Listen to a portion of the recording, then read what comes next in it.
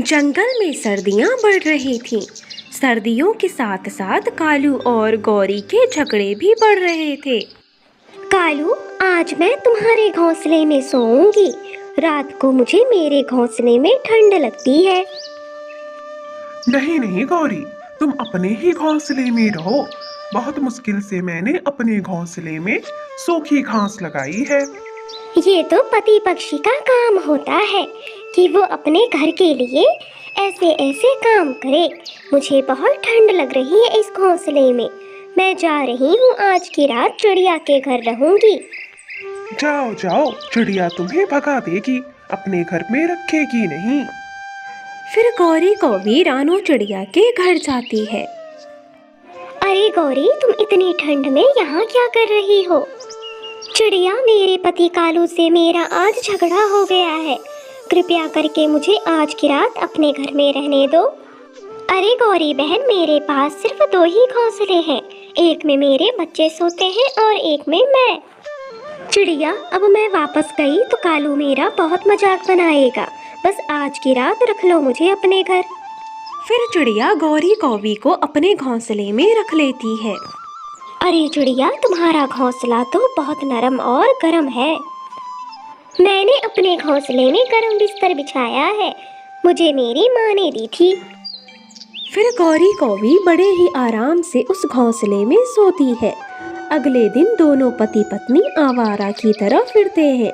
जब रात होती है तो गौरी कौवी रानो चिड़िया के घर आती है। चिड़िया चिड़िया, आज फिर कालू से मेरी लड़ाई हो गई है। रानो चिड़िया घर के अंदर से ही आवाज देती है। नहीं गौरी, मैं आज तुम्हें अपने घर पर नहीं रख सकती हूँ।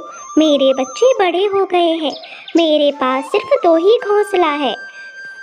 छोटी चिड़िया, बहुत बात निकल रही है ना तुम्हारी। अब तुम्हें अच्छे से सबक सिखाऊंगी। मुझे भी गौरी कहते हैं, गौरी। फिर गुस्से में गौरी कौवी वहाँ से चली जाती है। मैं कह ही रहा था कि आज तो चिड़िया तुम्हें किसी भी कीमत पर अपने घर पर नहीं रखेगी। चुप करके सो जाओ कालू, वरना ठीक नहीं होगा। फिर गौरी कौवी अगले दिन रानो चिड़िया के घर के पीछे छुपकर बैठ जाती है। रानो चिड़िया जब घर से बाहर चली जाती है तो गौरी कौवी चिड़िया के घोंसले में ठंडा पानी गिरा देती है और वहाँ से भाग जाती है। रात को चिड़िया जब और उसके बच्चे घोंसले में सोते हैं तो घोंसला गीला था, उन्हें ठंड लग रही थी। मेरा भी घोंसला भीगा हुआ है। मुझे पता है कि किसका काम है। उस गौरी का ही काम है ये, क्योंकि कल मैंने उसे सोने नहीं दिया। मैं भी उसे सबक सिखा कर रहूंगी अब। अगले दिन रानो चिड़िया जंगल जाती है। वहाँ से एक ऐसी झाड़ी की पत्ती लाती है जिससे शरीर में खुजली हो जाती है। देखना बच्चों, अब वो गौरी की बच्ची ठंड में रात में इधर उधर भागती फिरेगी। पत्ते घोंसले में बिछा देती है।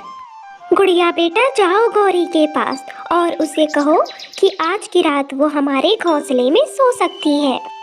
फिर गुड़िया गौरी के पास जाती है। गौरी आंटी, मुझे मम्मा ने भेजा है। उन्होंने कहा है कि आज की रात आप हमारे घोंसले में सो सकती हैं। आखिरकार तुम्हारी मम्मा मान गई। मुझे भी गौरी कहते हैं, गौरी। फिर गौरी कौवी चिड़िया के घोंसले में चली जाती है। अरे गौरी, तुम्हें घोंसले में पानी गिराने की क्या जरूरत थी? तुम वैसे ही आकर सो जाती, तुम्हारा ही तो घर है ये। फिर गौरी कौवी उस घोंसले में सोती है। जैसे ही सोती है उसके शरीर में खुजली शुरू हो जाती है। अरे ये मेरे शरीर में खुजली क्यों हो रही है? अरे कोई बचाओ मुझे, बहुत तेज खुजली हो रही है।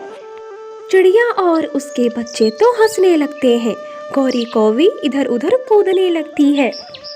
गौरी कौवी, अब तो ये नहाने से ही ठीक होगा।